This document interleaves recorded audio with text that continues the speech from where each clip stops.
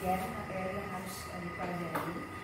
Tapi di video kali ini misalnya menjelaskan 3 materi saja. Oke, yang pertama menjelaskan informasi penting teks eksplanasi. Mungkin kalian masih ingat di pelajaran yang sebelumnya di tema 3 itu sudah dijelaskan tentang apakah ini dimaksud dengan teks eksplanasi. Nah, sambil menonton video ini, sambil juga diperhatikan cetakannya di halaman 41, teks eksplanasi adalah teks yang berisi penjelasan mengenai suatu proses yang berkaitan dengan suatu kejadian atau peristiwa. Tujuannya untuk apa sih? Untuk memberikan penjelasan atau informasi sejelas-jelasnya kepada si pembaca atau pendengar. Nah, pada teks ekspansi ini kan sifatnya memberikan banyak sekali informasi. Nah, ada cara menemukan informasi dari teks ekspansi. Yang pertama, membaca atau mendengarkan teks dengan saksama. Jadi, kalau misalnya teks itu bisa didapat informasinya dengan cara membaca dan mendengarkan. Kemudian yang kedua, menentukan topik yang dibicarakan. Nah, topik atau ide pokok biasanya hampir di setiap paragraf itu ada. Kemudian yang ketiga, menentukan informasi penting dari tiap-tiap paragraf. Jadi setelah menentukan topik, kemudian kita bisa menentukan informasinya karena ini saling berhubungan. Ketika sudah menemukan topik, biasanya kita sudah bisa menemukan informasi penting. Dari mana? Dari setiap paragraf-paragraf tersebut. Oke. Kemudian lanjut di menyajikan informasi penting teks eksplanasi secara visual. Nah, ini sambil dibuka juga buku cetaknya halaman 44. Nah, teks eksplanasi itu tadi saya sudah sebutkan bahwasannya banyak mengandung informasi peristiwa atau beberapa kejadian. Nah, ketika kita membaca teks eksplanasi itu kan biasanya kita tadi didapat dari membaca atau mendengarkan. Setelah itu kita dapatlah informasi. Informasi yang didapat itu setelah kita tentukan topik dan ide pokoknya.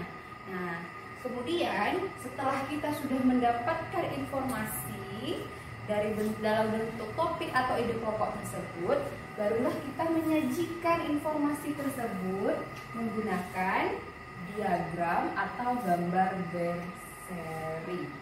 Ini di halaman 44 bisa dibuka bukunya juga, diperhatikan di situ ada contoh gambar seri. Nah, jadi setiap gambar-gambar ini memiliki informasinya masing-masing. Jadi antara gambar dengan informasi atau isinya harus nyambung. Ya. Kemudian C, menulis teks eksplanasi.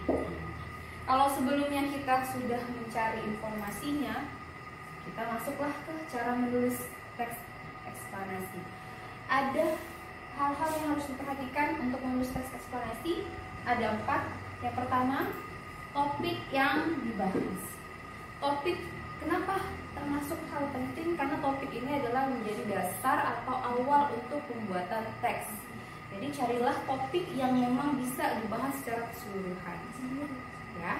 Kemudian yang kedua, kesesuaian informasi dengan fakta. Apa maksudnya?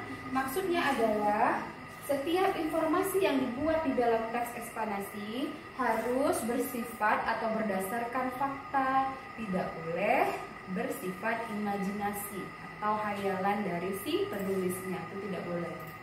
Dia harus benar-benar terjadi. Yang ketiga, urutan informasinya. Nah, urutan informasinya di sini maksudnya adalah bagian-bagian dari teks eksplanasi tersebut. Masih ingat kan teks eksplanasinya ada 3 bagian. Nah, jadi cara menulis informasi di teks eksplanasi ya harus dimulai dari pernyataan umum, lalu deretan penjelas, barulah ke kesimpulan. Bolehkah diacak-acak? Sebaiknya tidak. Kenapa? Karena bisa menimbulkan nanti rasa kebingungan bagi si pembaca atau si pendengarnya. Jadi sebaiknya ditulis secara berurutan informasinya dalam bentuk paragraf-paragraf. Dan yang terakhir, penggunaan bahasa. Penggunaan bahasa juga tidak kalah pentingnya. Jadi di sini bahasa sangat diperhatikan penggunaannya. Gunakanlah bahasa yang baik dan benar agar mudah dipahami oleh si pembaca maupun si pendengar. Oke, mungkin hanya itu yang bisa disampaikan. Oke, mudah-mudahan bisa bermanfaat ya. Selamat pagi.